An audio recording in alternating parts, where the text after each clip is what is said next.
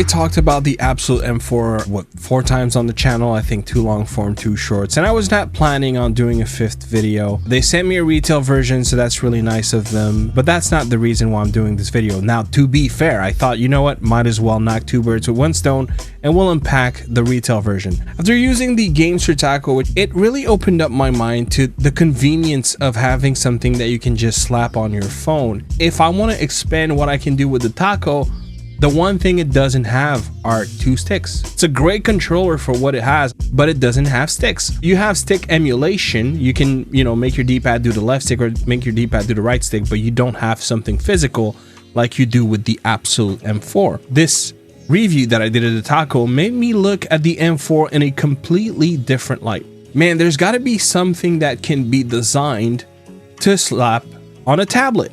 And so this is what this video is truly about. And what I'll be using to do that is the Redmagic Astra. But before we do, as far as I can tell, everything is the same. It's just probably a more polished experience. This is the indigo, so I'm also excited to see that color. It almost looks like a jewelry box.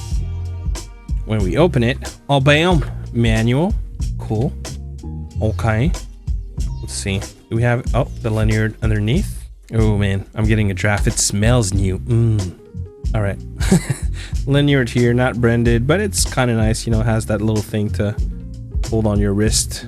Look how nice this is. You can just slap this on your phone and then you can play like this. Now, of course, you can also be upside down and have the magnet slap you in the face, because if I was upside down in my bed, that's not what I would use. I think this is more of a controller that you use when you commute, when you're out and about. But some people are going to push it to the limit. And indeed, if you do that, in this contraption, in my experience, has been working well. But if you push it here and you do that, it's not designed to hold like this. But I also think it's not meant to be used like this. But hey, you do you. Oh, the sliders do feel a little bit better. They slide better than the prototypes I have. Let me double check. Yeah. Let's see, face buttons, they're about the same. D-pad is about the same. Shoulder buttons, about the same.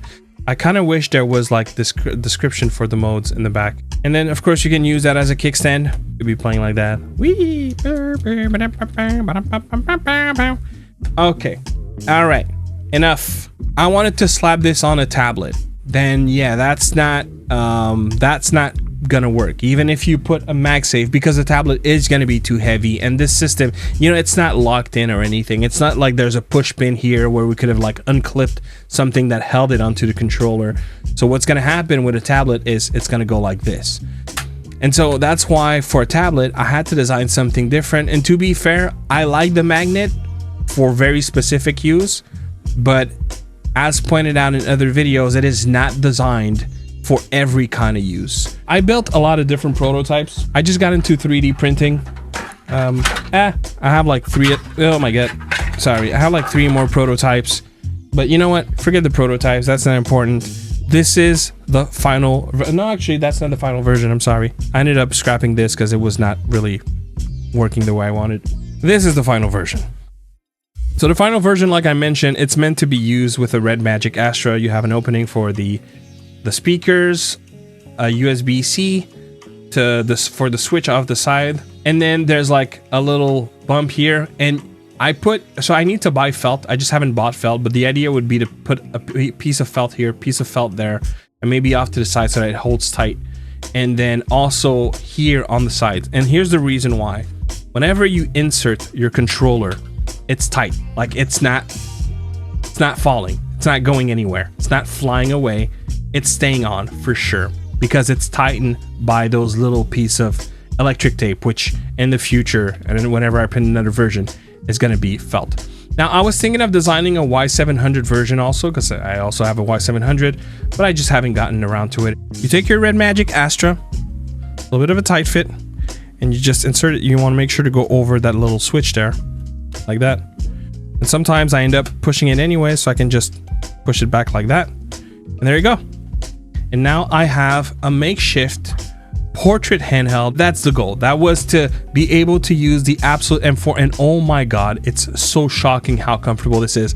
And even if I use it like that, it's also very, very comfortable. And I can lean on those back, rests. They're not actual triggers, they're just rests for my fingers. So of course, I'm gonna put the file in the description box. So if you're interested in downloading this and printing this for yourself, by all means, if you upgrade it, update it, you know, share it with the community, let us know. If you sell this, I guess I don't care. You know, I'm not at a point where I want to secure standard licensing or anything like that. I'm just doing this for the community, just trying to give back. So yeah, it works surprisingly well. So let me show you. Actually, you know what?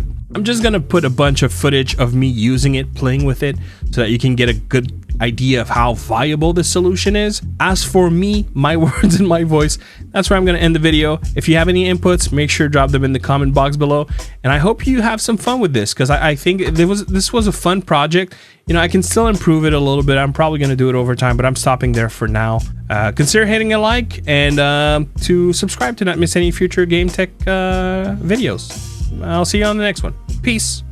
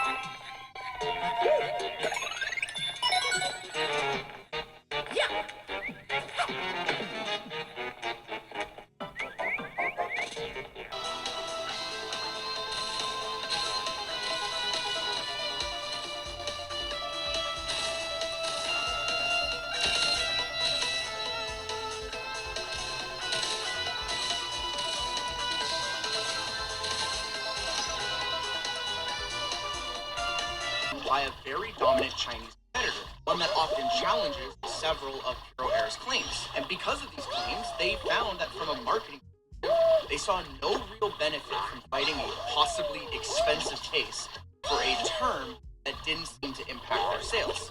And it does call into question if they were even using